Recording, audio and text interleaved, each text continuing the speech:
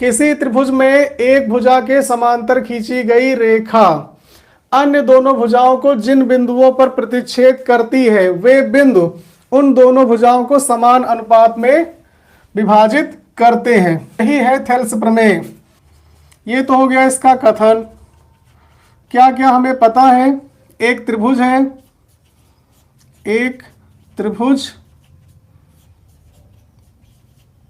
ABC है, ठीक, जिसमें भुजा BC, ये वाली भुजा BC के समांतर खींची गई, भुजा BC के समांतर रेखा DE है। इतना हमें पता है। एक त्रिभुज ABC है और इसमें जो भुजा BC है उसके समांतर रेखा DE है। समझ में आ गया? अब इसके बाद सिद्ध करना है। क्या सिद्ध करना है? सिद्ध करना है कि इनका अनुपात बराबर होगा इनका अनुपात, है ना। सिद्ध करना है AD अपान BD। बहुत आराम से समझिएगा। बराबर होगा AE अपान EC। यही तो थेल्स प्रमेय कहती है कि किसी त्रिभुज की एक भुजा के समांतर अगर कोई रेखा खींची जाए तो वो रेखा अन्य दोनों भुजाओं को जिन बिंदुओं पर प्रतिच्छेद करती है वे बिंदु उन भुजाओं को समान अनुपात में विभाजित करते हैं। स्टेटमेंट हो गया, दिया है, सिद्ध करना है। अब रचना उसके बाद उपपत्ति यानी प्रूफ। रचना क्या करनी है? बहुत ध्यान से देखिएगा। रचना में आपको क्या करना है? एक लंब डालेंगे हम AE पर, D से एक लंब डालेंगे किस पर? AE पर, और इसको हमने नाम दे दिया M। तो क्या हो गया? DM लंब हो गया। और E से लंब डालेंगे AD पर, E से लंब डालेंगे AD पर, इसका नाम दे दिया हमने EN। समझ में आ गया? एक तो ये रचना हो गई। दूसरा DC को मिलाएंगे और BE को मिलाएंगे। इतना काम आपको करना है। अब डिजाइन आपका बहुत बढ़िया बन गया। DC को मिलाया, BE को मिलाया, E से AD पर लंब EN खींचा और D से AE पर लंब DM खींचा। तो रचना में क्या आपको लिखना है? BE को मिलाया, BE तथा DC या CD को मिलाया। ये दो रचनाएं हो गई। और E से AD पर लंब EN तथा D से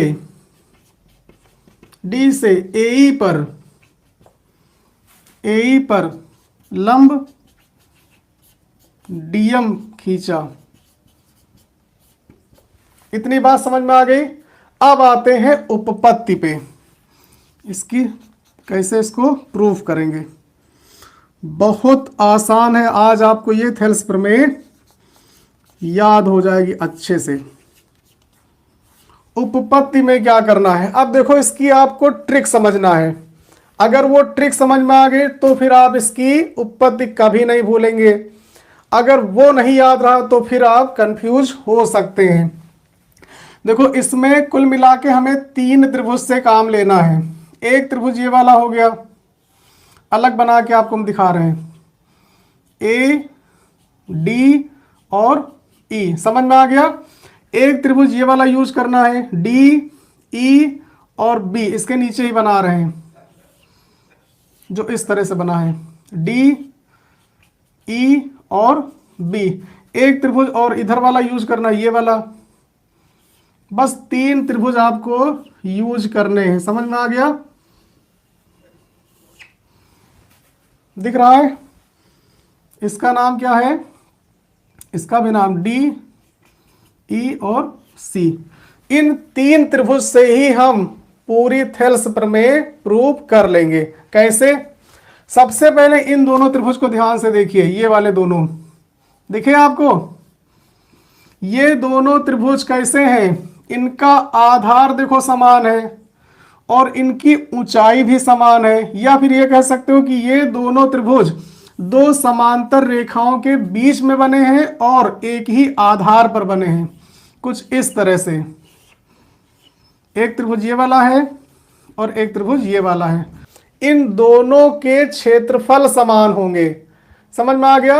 अगर आधार बराबर हो और ऊंचाई बराबर हो तो उनका क्षेत्रफल एक जैसा होगा। इसका मतलब इन दोनों त्रिभुजों के क्षेत्रफल कैसे हैं? समान होंगे। क्यों समान होंगे? क्योंकि ये एक ही आधार, देखो ये वाला त्रिभुज भी डी आधार पर बना है और ये वाला त्रिभुज भी डी आधार पर बना है। इनका आधार समान है और ऊंचाई भी समान है ना? बस यही शुरुआत करेंगे। त्रिभुज नाम इसका क्या है? डी ई बी, नाम याद रखिएगा, डी ई बी। और दूसरा डी ई सी, डी ई सी।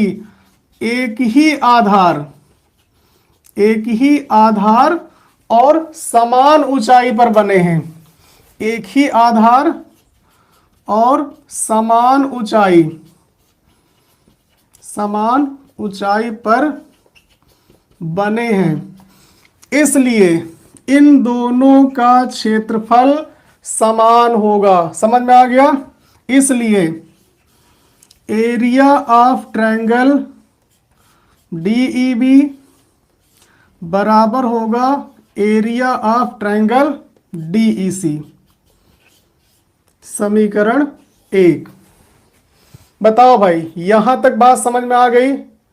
एक समीकरण आपको अच्छे से समझ में आ गई होगी कि इन दोनों के क्षेत्रफल समान है। अब जो दूसरी ट्रिक वो ये है, दूसरा काम ये करना है कि जो ऊपर वाला त्रिभुज है इसका क्षेत्रफल और इसका क्षेत्रफल, इन दोनों का अनुपात निकालना है एक बार, और दूसरी बार इनका और इनका अनुपात निकालना है। चलो भाई फिर इसके आगे बढ़ते हैं। अब ये हमने मिटा दिया इसका स्टेटमेंट। अब जो ट्रिक हमने बताई वो क्या बताई है कि दोनों का अनुपात निकालना है। ठीक, इसको भी हटा दें, सबको पता है ये थेल्स प्रमेय है। अब देखो इनका क्षेत्रफल बटे इनका क्षेत्रफल, तो एरिया ऑफ ट्रायंगल ADE यानी ये वाला, इसमें हम नहीं कर रहे, ये रफ में बात कर रहे हैं, समझ जाओ ये वाला। ठीक, ट्रायंगल ADE अपान में इनका एरिया ऑफ ट्रायंगल, क्या नाम इसका? DEB। इन दोनों का अनुपात निकालना है। ठीक, बहुत ध्यान से देखो। अब इसका जब क्षेत्रफल हम निकालेंगे तो क्षेत्रफल क्या होता है? 1/2 गुणे आधार। अब ध्यान से देखो, हमको इस त्रिभुज के साथ निकालना है तो हम इधर वाली भुजा को आधार मानेंगे, तो 1/2 गुणे आधार, इसका आधार क्या होगा? ये वाला मानेंगे। ठीक, आधार और गुणे ऊंचाई। ठीक, आधार कितना हो गया? AD और ऊंचाई कितनी होगी इसकी? EN। कोई दिक्कत? अपान में इसका क्षेत्रफल निकालो, इसका आधार ये वाला हम मान लेंगे आधार और ऊंचाई यही वाली मानेंगे इसकी इधर से, तो इसका क्षेत्रफल हो जाएगा 1/2 गुणे आधार, इसका हो जाएगा BD और ऊंचाई इसकी भी EN। कोई दिक्कत किसी को?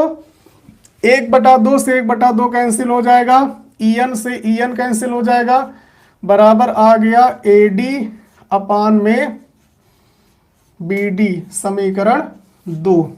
कोई दिक्कत? इनका इनका अनुपात आ गया। अब यही काम आपको इनके साथ करना है, इनका और इनका अनुपात निकालो क्षेत्रफल का।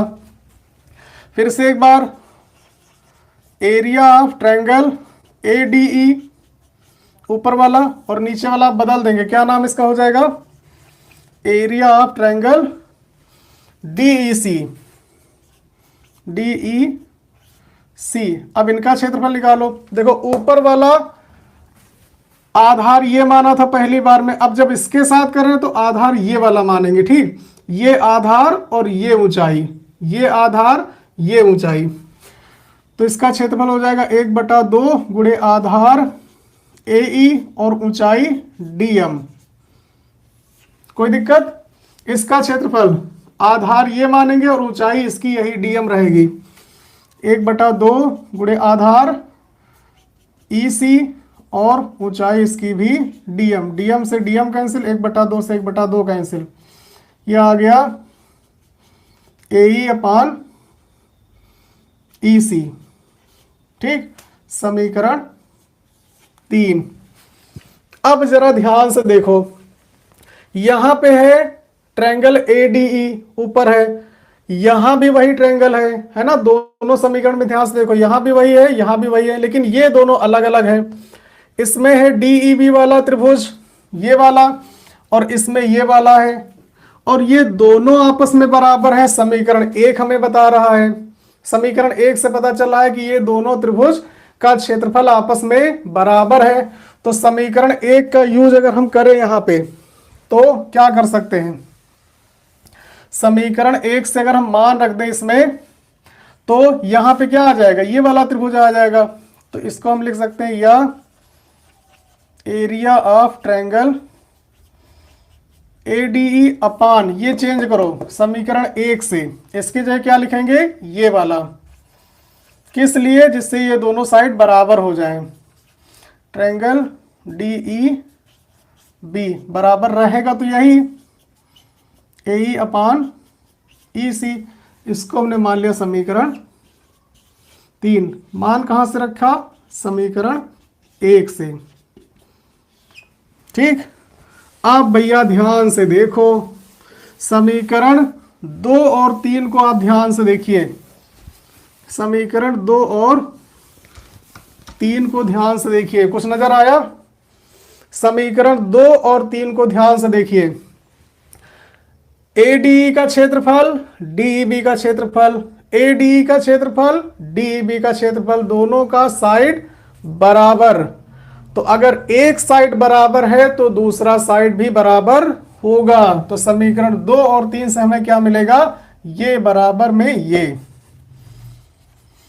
समीकरण 2 व 3 से क्या मिलेगा, AD अपान में BD बराबर AE अपान में EC।